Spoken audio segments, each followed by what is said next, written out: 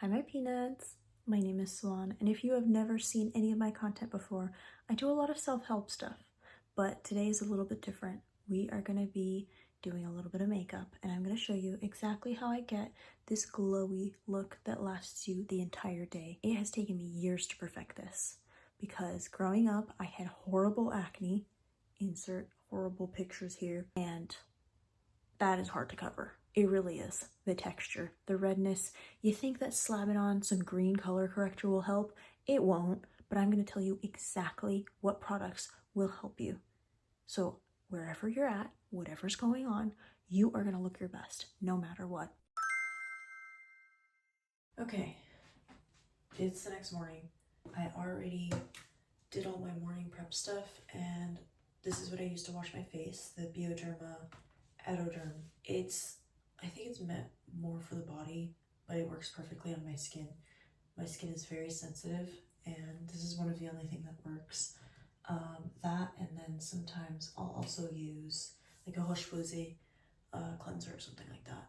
It really just depends on what my skin wants at the time. But now that I've been on Accutane for about half a year, my skin is still sensitive, but a lot calmer in terms of what I can put on it. The only thing that I use on my skin in terms of moisturizer is, hold on, can you see? Is this Hanul Red Rice Serum. And so I will clean my face, put that on, and then I let it sit for a little bit and soak in. If I'm feeling super dry or I have dry patches, then I'll put a little bit of Vaseline or Aquaphor, and it seems to do the trick. I'm going to show you basically everything that I do, all of my makeup tricks, everything is going to be all in this video because I'm not wasting time here. Basically, as you can see, this is what we're starting with, and we're going to go from 0 to 100. So I like to start with, and I have to get used to like posing in front of the camera, with this Hourglass. This is just a concealer, but I use it as foundation, and it's in Bisque 1.8. So I just do always like kind of this streak down the side of my face, starting under my eyes. And then I kind of blend it out from this point. I like to thin it out, makes it a little easier for blending, and then I have a little bit more discoloration here. So that's why I like to go this way. And then I usually get redder on my nose. So I'll put a little extra around here, especially since I've been having allergies and I'm, going to be blowing my nose and sniffling all day. When I'm doing it on top of my nose, the way that I avoid having pores is by kind of rubbing it in with the doe foot. Sometimes I'll let it sit for about a minute if I really want the coverage to be like very solid, but lately my skin has been doing just fine, so I'll blend it out kind of right away. And I've been a little bit on the drier side too, so sometimes I'll blend it out right away, because if your skin is dry and then you try and blend concealer that is drying over top of it, you're just dragging things around. And I'll also like stretch my cheeks or like puff them out to be able to really get in there, because I also have pores all on the side of my cheeks. I had really bad acne starting from 11 years old until about, like 24, because 24 was when I started Accutane. So I tried everything to try and treat my acne. I changed my diet to the best of my ability. I was not that good about it.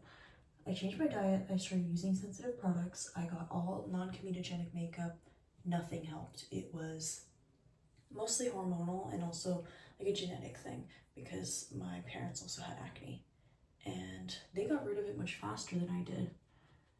But I think their combination was dastardly for me. And I'm the only sibling, well, aside from my youngest brother, who had really, really bad acne. And his is not even as bad as mine used to get. Like, I'll put in little pictures, because I have all of the pictures. And you can see, compared to what you're seeing now, it was rough to work with. So that is why I developed this routine with these specific products, because it's the only thing that worked for me at the time. And still, it took till I was like about in my 20s to figure this out. So all of high school, it was a little rough. It was a little rough, and the color correctors were not doing it. That's for sure. I've never used a color corrector because, like, consistently, because they don't work. Like, to me, it makes you look like you're a zombie. Like the green, it can really make you way too pale. And then there's too much of a difference between your face and your neck, and you want to avoid that as best you can. Sometimes it's a little difficult. It's very hard finding your undertones, and for me, I'm very neutral undertone, and I feel like up until recently, brands weren't really putting out too much of stuff like that. Usually, my favorite thing to do is to take a nap after I put on a full face of makeup. The little short nap, because something about sleeping in your makeup makes it just perfect. Just making sure I've gotten all my little corners.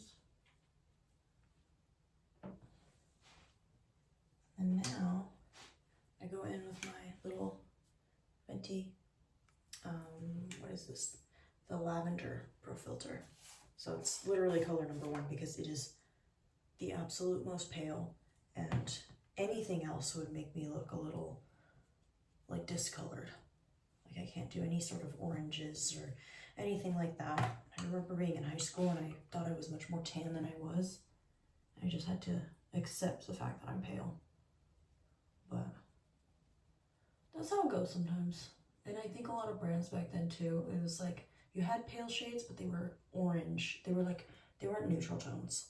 And so that was also difficult. So I always had this like different shade to my neck than to my face. I focus like putting the majority of it in my T-zone and then blending that out and patting it out, because that is still what gets a little bit oily for me throughout the day. Like I'll have like that sweat on my upper lip, especially if I'm like working and I'm stressed the hell out.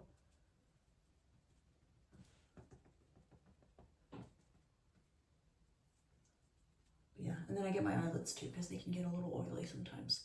But it's really not as bad as it used to be, I promise. Like, I don't know, if you're considering Accutane, I say if you are healthy enough to do it, go for it.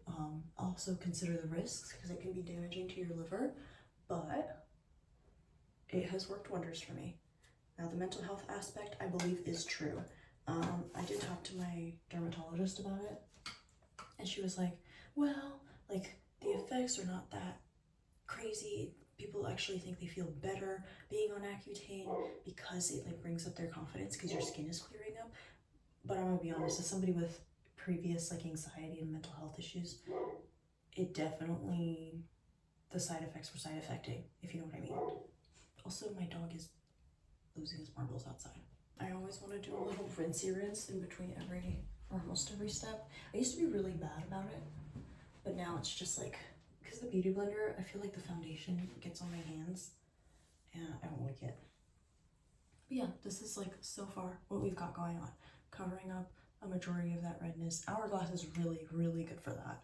Like that is, it's the top brand for me. Like this is the only one that I ever use and will ever use, because I have tried everything in Sephora, everything in Ulta. I don't know how much money I've spent, but this is the only thing that actually works and like still looks glowy, still looks really good, in their shade range.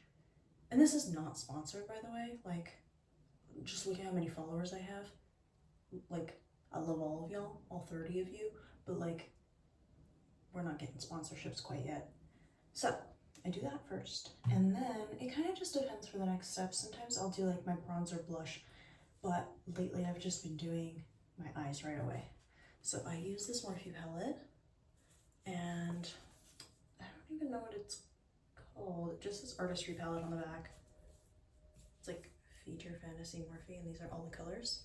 And I primarily use this one and this one for my eyeshadow and also for contour, because when you're pale, there's a lot of like weirdly warm contours out there, and like I just started using eyeshadow as a result of that, because otherwise it just doesn't look right and it doesn't look like you're actually creating shadow.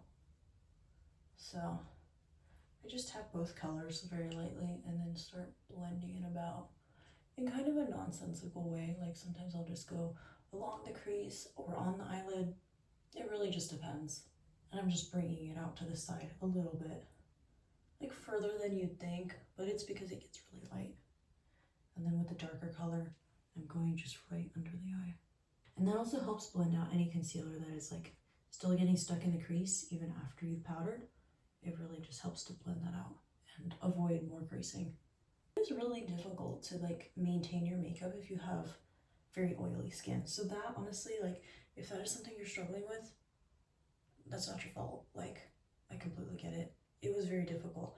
I don't care how many oil blotting sheets you have or how many tips and tricks you've tried to do, it makes it 10 times more difficult. And that's why I just always recommend like talking to your dermatologist if it's really something that's bothering you. Like we have modern medicine for a reason. And I use the darker shade to contour around my nose. And I kind of just swirl it about, not too crazy. Some days I go a little darker, like if I'm going out for the night and it's going to be dark, it's going to be more intense. And then with the lighter shade, I just go a little bit at an angle going down along my cheekbone here. And I don't do this part every day, but it does help me feel a little more snatched every once in a while. And I've been liking doing it lately. And then I'll also go right under the lip. And it helps, I feel like, make a poutier effect, but very subtly. The thing is, you want to be subtle with this. And this other Morphe palette, the 9M Midnight Dune, I used to use this for my contour. I used to primarily use this darker one and then this one interchangeably. But I've kind of switched and now I only really use the black out of this palette, and that's how I do my eyebrows. Because when I was in high school, I could not afford to get myself a little Anastasia Brow Wiz brush. I think that's what it's called. I don't know, because I couldn't afford it. So I developed the trick of using a flat brush and some Aquaphor and mixing it with a little bit of that black eyeshadow, and that's how you can create your brows. There's really no rhyme or reason to how I curl my lashes. For a while, I used to take a lighter and kind of, and I can show you actually. I have my little, look how cute it is. I made it myself. So I have this little lighter and I used to just heat up the metal just a tiny bit because it heats up very quickly. Oy. And then curl. And that you want to be careful because you can literally burn your eyelid and it will hurt so bad. And am I saying this from experience? Maybe. But yeah, I just curl it to the best of my ability. And then lately I've been using the Rocket Volume Express mascara from Maybelline. Low-key because it's not that expensive. I've been trying to learn to be financially stable and I cannot be buying all the nice mascaras I used to. I really like having mascaras that you can cry in and it'll run down your face. I don't know if you have ever seen Jenna Marbles' video where she is reviewing mascaras for their like cryability, but I love drama, and so that's why I picked this one, because it looks waterproof in terms of like the intensity of the pigment, and it really like sticks onto your lashes. When you cry, it'll like run in the like most dramatic movie like way, and I really like that. It's human, you know, and it's very cinematic. What I also like is that it keeps my lashes in place, especially when I'm putting it on my eyebrows. And you might be wondering, or you might have been wondering, what happened to her eyebrows? Where did they go? Why are they a missing person case? That is because when I was 11 years old, I remember like cry begging my mom to get my eyebrows done, because I'm pretty sure I saw a picture of Angelina Jolie and I was like, look, all I'm missing is the brows. The facial symmetry is the same. It's not, girl. But like, I really thought this would change my life. And so at 11 years old, I go into this nail salon where they also do brow waxing. And I have this lovely woman mess it up and wax almost all of my brows off and try and be like, well, that's the style. They're meant to be really thin. And I'm like, yes, that was the point, but why are they thin in this direction? And then they never grew back. And I tried minoxidil and I've tried all of the things and I'm just not about it. Can you see? I don't know if you can. gonna come closer. Can you see this little mascara bits that are just like around? And then also on the top of my eye? The hack for that works every time. You have to let it dry first though. You take a little spoolie, kind of go back and forth, and it rubs off all of that extra stuff. And it's really nice because I can't tell you how many times I've gotten like mascara on the bridge of my nose, and you just wait for it to dry, and you just kind of scrape, and it comes right off. And it doesn't take off the foundation underneath. So far, we're chilling. Sometimes I'll do my eyeliner first, but I think I'm gonna do my brows first. Okay, this is gonna seem so weird, but like I was saying, I do the flat brush, and then some Aquaphor, and my black color here.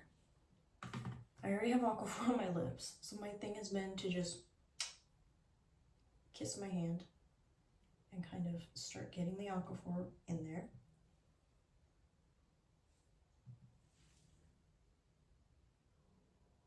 And then just applying it. And I've done my brows the same way for years, so it's a pretty quick process. Some days I just totally biff it, and then I'm like, girl, do you know anything? What is going on? Like right now, I low-key think I'm messing it up because it feels a little too thick at the bottom.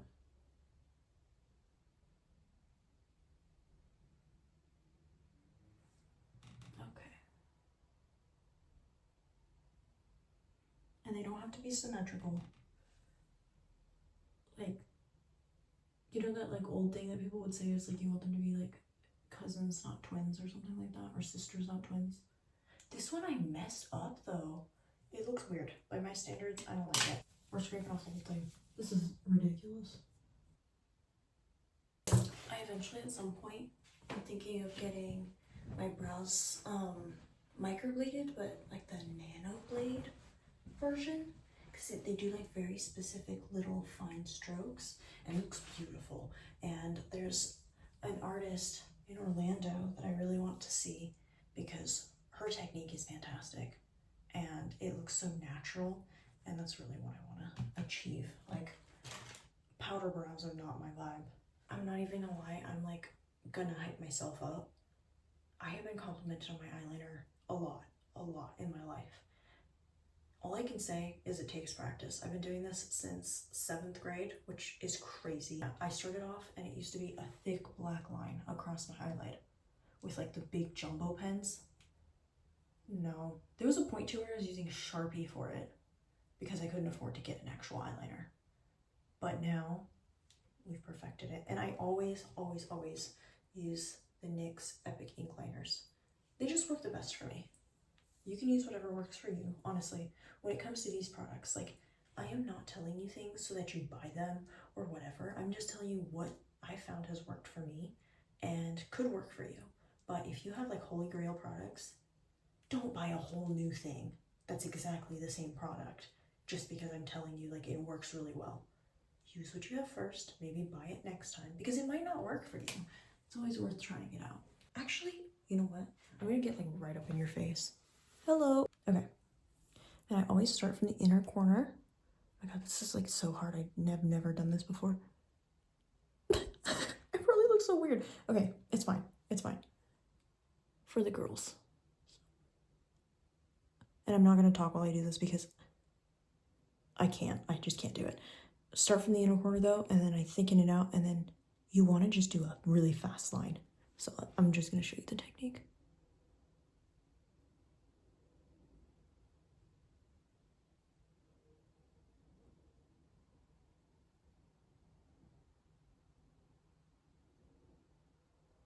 Like that.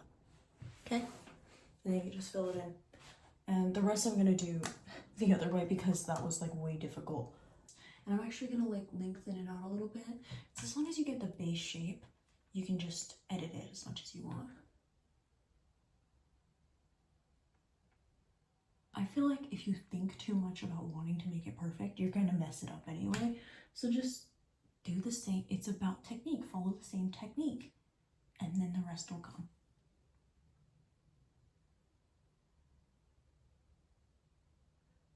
And I very lightly pull the skin here.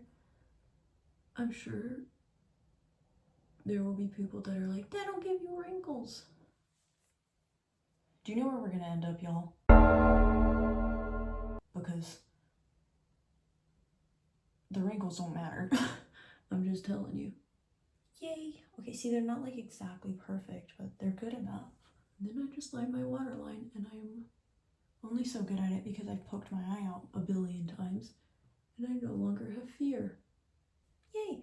If you want to stop here, you can. This is like a great little basic look. I like to kind of just amp it up a little bit too, because we have not done bronzer, blush, and highlight yet. So for my bronzer, I like to start off with my little Pat McGrath Labs, and this is the Divine Bronzer in Bronze Dawn. This is the only one that kind of works for my skin. It's still a little warm, but as I've been living in Florida, I'm getting a little bit more tan, and it kind of works out. And like, I'm really tan right now, really tan, like comparatively to the before me, because I was in Cancun and I was out in the sun a lot walking, and so now it finally really suits me. But sometimes there's a bit of a divide, but you know, whatever. You'll work with what you got. I follow that, like, I don't know if you ever heard about it, the like 3 pattern where it's like a 3. I do that to the best of my ability. When it comes to like bronzing on my cheekbone, I'm not going under, I'm going like above and on top of my cheekbone. And then I go up on the side here, and then across the forehead. And I bring it down pretty low on my forehead to blend it down. The majority of it is gonna go on the cheeks, and then the rest goes down here. I think it's mandatory to make weird faces when you're doing makeup, because otherwise how do you know you're doing it right? Like, you need to be able to like get in the nooks and crannies. You can't do that without making a weird face. So anyways, I do that, and I go under my nose and just over my nose and right here on like this under part between my eyebrows. Now I've got my little Colourpop. It's called Prairie Air Pressed Powder Blush. The only complaint that I have about this one, because the color is really cute, but it doesn't transfer to skin. Like, you really have to work with it. I also have a Pat McGrath blush, but it's not as pink. It's like a more almost like red color. But this one I've been liking because it's so subtle, because you have to work it into your skin like crazy. So I like really press that, and you can see it on the brush. I mean, look at that. But then I put it on my skin and it doesn't transfer very well. But when you're going for subtlety, honestly, that's a good thing. And then I'll just do it a little bit on my nose and on my chin. And then this specific brush that I am using, I use it for my highlighter and for my blush. This is a Kiko brush. I really like Kiko makeup products. I mean, I'm from France. They have a lot of Kiko stuff out there. And I really only have like the brush and then this. And then I use a lot of their like lip products. But I have some eyeshadows of theirs. I have a highlighter and I think a bronzer. This is what I use regularly, so this is what I'm showing you. And now we're opening my broken Fenty Beauty highlighter, my Kilowatt. This is my, yeah, is it Kilowatt? No, it's How Many Carats Diamond Bomb highlighter. And look at what TSA did to my girl. It's so sad. I don't know how to stick it back in, so if you know, tell me, but for now she's loose. She's on the loose, she's on the run. But she still works, so I'm using it. Like, for $42, pardon me, and I really just put it all over my face. Like, this is the skin of a killer, for real. I love glitter. And I used to be so, I don't know, maybe I'd say like goth adjacent, but just like also muted with my makeup. And now I love the glitter, I love the pinks. I want to be Victoria's Secret model-esque. And a lot of that came from, honestly, learning to love myself, and learning to love myself as a woman and as a girl, and learning to like love wearing pink. But before this, I mean, I used to be like, I can only wear black. I am the darkness. And I don't know. You grow past things. This, effect. This is another, it's like a, I think it's a shimmer pressed highlighter, but I use it as a bronzer. Ooh, there we go. My boyfriend got it for me in Poland. So his friend Ola recommended a ton of beauty products for me. So I have a ton of Polish like hair care products, skincare, and then makeup products because she was recommending it. And I want to find a way to link all of her stuff, or at least put her account like here. Because she knows her stuff. Oh my gosh, these products are fantastic. But this is how you get like extra glowy.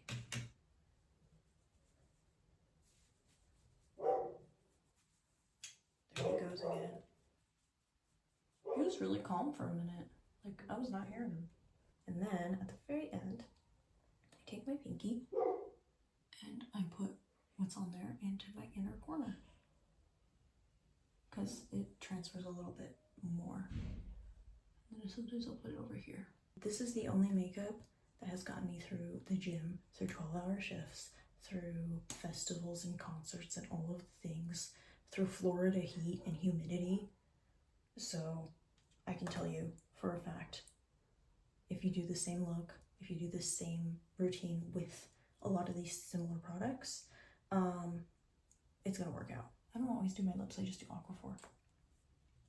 But I have this, it's just because I wanted to recommend it. This is the Kiko Unlimited Double Touch.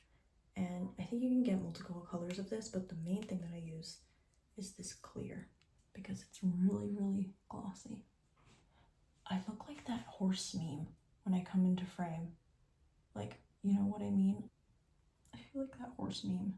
The final look. Ooh.